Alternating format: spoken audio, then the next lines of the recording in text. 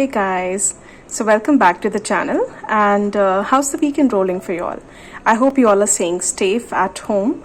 And so today, just like those weekend cookings, I was in a mood to have some curry over the dinner. And for that, I thought I'll prepare some matar mushrooms. And what best than even sharing this recipe with you all. So here I am. So play. So the very first thing which I did was I boiled some water and I poured in my mushrooms in it. Just see how dirty the water is, and all the mushrooms were all white in color when I had picked them up, and just see after immersing in water how dirty it has made the water. Okay, so now what I'm gonna do, I'm gonna peel out the outer skin of these mushrooms. I've peeled out the mushrooms and then I've cut them, and you can just check how the dust particles and everything has settled at the bottom. So I've taken some olive oil in a pan and I'm going to let this flame a little, and till that meanwhile I'm going to chop my onions. So I'll show you how I chop my onions. So I'm using these hand choppers these days, and they've made the chopping and also easy, and I'm completely in love with them. So I'm going to chop 2 onions in this. Here I've placed in the chopper and I'm going to chop the onions. Once my oil is all prepared, I'm going to pour in my zeera in it. See how beautifully the onions have got chopped.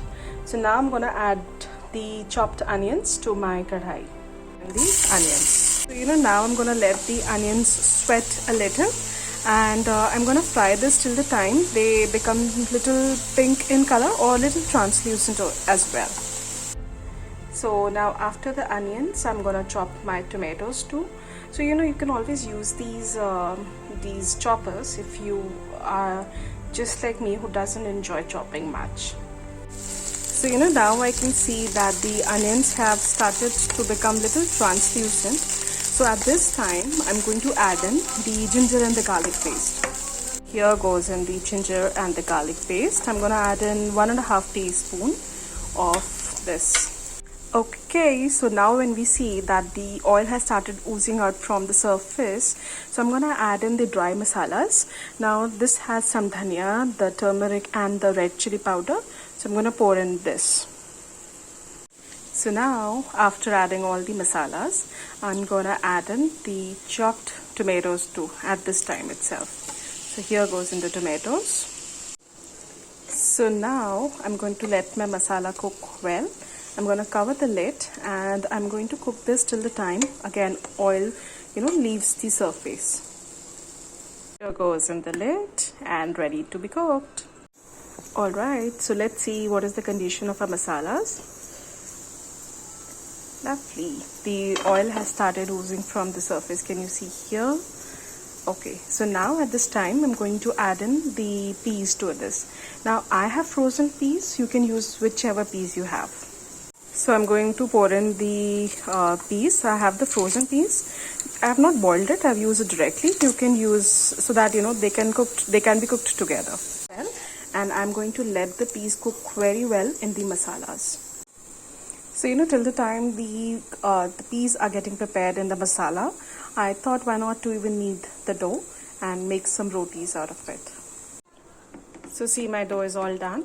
Now I'm going to form rotis out of this. Whenever you want to store in your attas, you should always smear in some oil over it. The outer surface, you should just smear in with some oil so that it doesn't dries up very easily. So let's see now how the matars have done the masalas. So yes, just see how lovely the color has come. Now at this point, I'm going to add in my mushrooms to this. Here goes in all my mushrooms, and I'm going to let this all fry together. Alright, so you can see that again oil has started oozing out. So at this point I'm going to add in some crushed kasturi methi, which I just crushed it over my palm, and I'm going to add to this. So now I'm just going to add in half a glass of water to this, and that's it. I'm going to let it prepare. So till the time the mushroom is getting prepared, let's make our rotis. So let's see if the roti fullifies or not. Yes, it is. So lastly, just add in some fresh cream, that is the malai, and a dash of garam masala and lots of dhanias, and that's it. Your dish is ready. So alright, the dish is all ready to be served, and do try this and leave me your comments in the section below. And if you like this dish, please share it among your friends as well. So I'll be waiting for your responses. See ya. Bye bye.